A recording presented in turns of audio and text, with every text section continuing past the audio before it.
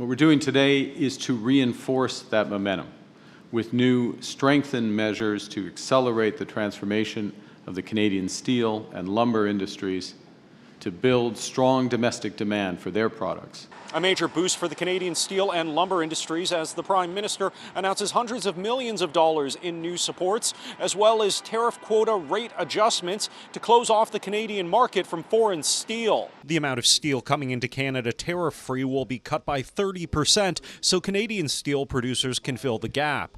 There will also be a global 25% tariff on steel derivatives like wires, fasteners, and wind towers. There's another $500 million in loan guarantees for lumber companies on top of what's already in the pot, and a boost to the employment insurance work-sharing program.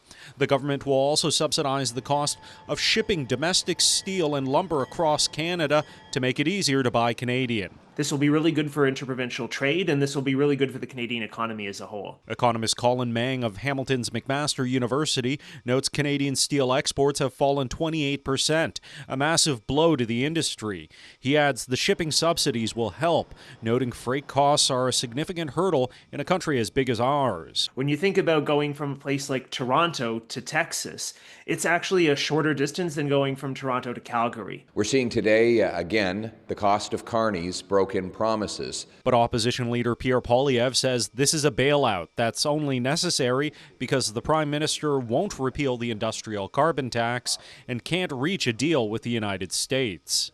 Conservatives believe in our workers. We want to protect steel, aluminum, lumber, and other sectors. We want to negotiate a hard bargain to protect them and get them re-entry into the American market, tariff-free. And we also intend to get rid of the entire industrial carbon tax. The Prime Minister now goes to Alberta, where he's expected to make another announcement on the trade war front, laying the groundwork for a deal with that province for a potential oil pipeline. In Ottawa, Shally Lee, City News.